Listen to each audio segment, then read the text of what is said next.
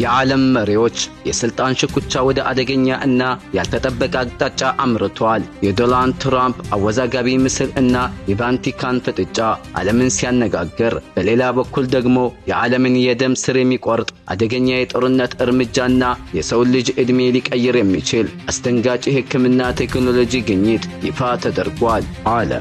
በአንድ ምህዋር ከሀገር ውስጥ እስከ ዓለም አቀፍ እውነተኛ መረጃዎችን በጥልቀትና በታማኝነት የምናደርስበት ይህ ምህዋር ሚዲያ ነው። ዋና ዋና ዜናዎች፣ አስደንጋጩ ምስል እና ፍጥጫ፣ የዶናልድ ትራምፕ የለጠፉት አወዛጋቢ ምስል እና ከቫቲካኑ ጳጳስ ጋር የገቡት አደገኛ የቃላት ጦርነት፣ የጦርነቱ ነበልባል ሲቀጣጠል፣ የአሜሪካ ጦር የኢራንን መደቦች ሲዘጋ፣ በቴህራን አደባባዮች የተፈጠረው ያልተጠበቀ ህዝባዊ ማዕበል፣ ታሪካዊ የሕክምና አብዮት፣ ግዙፉ የክብደት መቀነሻ መድኃኒት አምራች ኖቮ ኖርዲስክ ከኦፕን ኤአይ ጋር ያደረጉት ሚስጥራዊ ስምምነት፣ ከመጋረጃ ጀርባ ሲብላላ የነበረው የፖለቲካ እና የሃይማኖት መሪዎች ውዝግብ አሁን በአደባባይ ፈንድቷል። ፕሬዝዳንት ዶናልድ ትራምፕ ራሳቸውን እንደ ሃይማኖታዊ ፈዋሽ እና አዳኝ አድርገው የሚያሳይ በኤአይ የተቀነባበረ አወዛጋቢ ምስል በማህበራዊ ሚዲያቸው አጋርተው ወዲያውኑ ሰርዘውታል። ምንም እንኳን ትራምፕ ምስሉ የተለጠፈው በስህተት ነው ቢሉም፣ ይህ ያልተጠበቀ ድርጊት የካቶሊክ ቤተክርስቲያን መሪ የሆኑትን ፖፕ ሊዮን ክፉኛ አስቆጥቷል። ጳጳሱ የትራምፕ አስተዳደር አጥብቀው በመተቸታቸው የቃላት ጦርነቱ ወደ አደገኛ ደረጃ ተሸጋግሯል። የፖለቲካ ተንታኞች እንደሚሉት ይህ ክስተት የሚያሳየው በዓለማችን ታላላቅ የኃይል ማዕከላት መካከል ያለው የስልጣን ሽኩቻ ምን ያህል ውስብስብ መሆኑን ነው። ነገር ግን ይህ የፖለቲካ እና የሃይማኖት መሪዎች ፍጥጫ መቋጫ ሳያገኝ፣ በሌላኛው የዓለም ጥግ ደግሞ የዓለምን ኢኮኖሚ ገደል ጫፍ የሚያደርስ የጦርነት ማዕበል ተቀስቅሷል።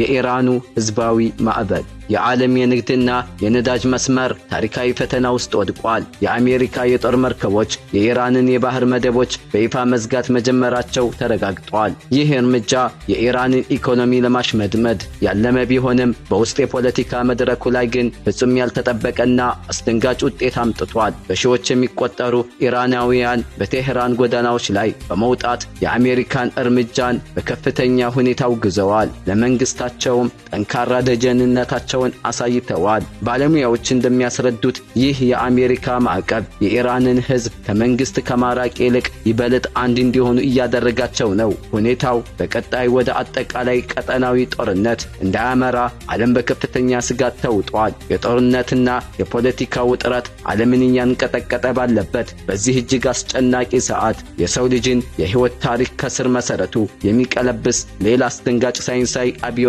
በድብቅ እየተካሄደ ነው።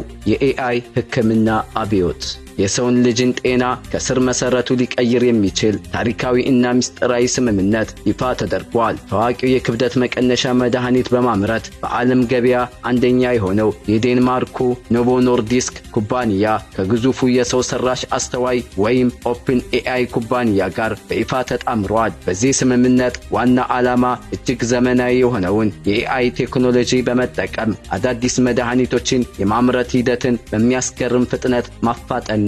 ይህ ውሳኔ እጅግ ትልቅ ዕድምታ አለው። አሁን ላይ መድኃኒትን ለማግኘት የሚፈጀው የረጅም ዓመታት የምርምር ጊዜ ወደ ጥቂት ወራት ሊያሳጥረው ይችላል። ይህ አስደንጋጭ የቴክኖሎጂ ሽግግር የሕክምናውን ዘርፍ ከማዘመን ባለፈ የሰው ልጅ የመኖር ዕድሜ ሊያራዝም እንደሚችል ተስፋ ተጥሎበታል። ውድ ተመልካቾቻችን፣ የአሜሪካ ጦር የኢራንን ወደቦች መዝጋቱ የዓለም የነዳጅ ዋጋ ላይ ምን አይነት ቀውስ ያመጣል ብለው ያስባሉ? እንዲሁም የሰው ሰራሽ አስተዋይ ኤአይ ቴክኖሎጂ በሕክምናው ዘርፍ መግባቱ ሙሉ በሙሉ አስተማማኝ ነው ብለው ያምናሉ? ሐሳቡን በኮሜንት መስጫው ያጋሩን። እንደዚህ ያሉ ወቅታዊ ዘመናዊ መረጃዎች በፍጥነት እንዲደርሱ ሰብስክራይብ በማድረግ ቤተሰብ ይሁኑ። የዛሬው ዘገባችን ይህንን ይመስል ነበር። ተመልሰን እስከምንገናኝ ሰላም ሁኑ።